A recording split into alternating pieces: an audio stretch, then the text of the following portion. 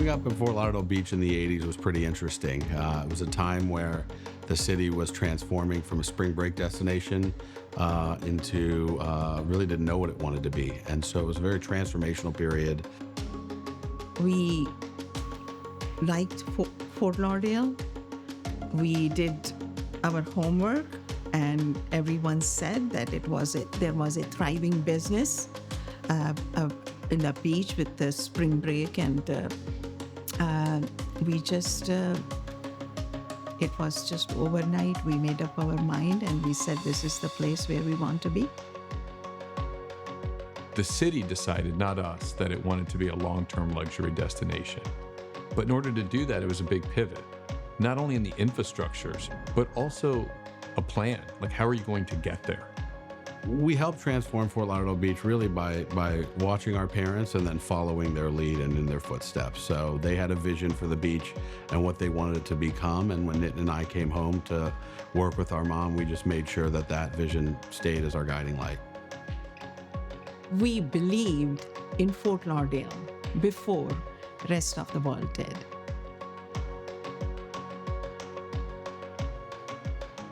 The most important moment in early years of my success was getting a unanimous approval for 320-room luxury hotel, first to be on Fort Lauderdale Beach.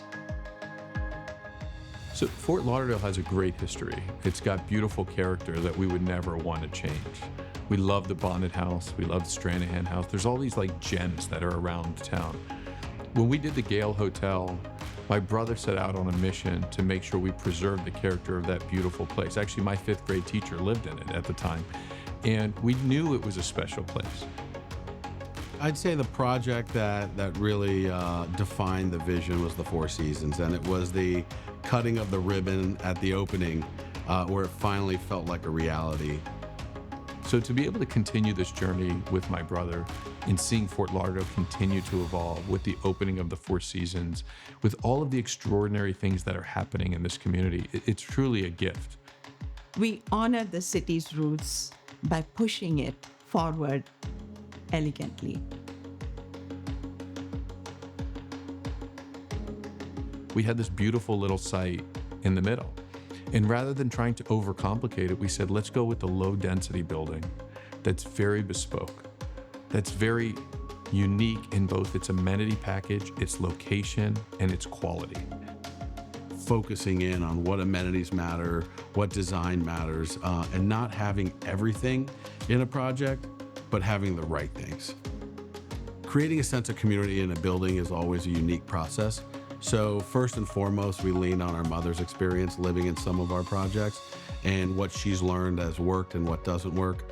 But beyond that, what we wanted to do was create amenities that were welcoming and inviting for people to gather and enjoy the space, whether it be the spacious gym that we created or the beautiful pool deck or the rooftop lounge that we have. Bungalow East is just steps away from the ocean in North Beach Village.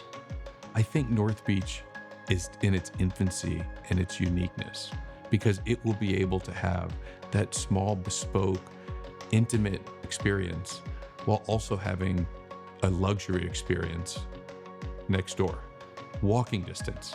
You can have lunch at a hole-in-the-wall cafe and dinner at a Michelin restaurant 1 block away from each other. I hope Merrimack Ventures is remembered for not only helping to transform this neighborhood in Fort Lauderdale Beach, but doing so in the right way, in a way that respected the past, but also that gave it a bright future. If we are to be remembered for something, it will be for growing the city with grace. Fort Lauderdale's ready to take it to the next level, and Bungalow East will deliver that.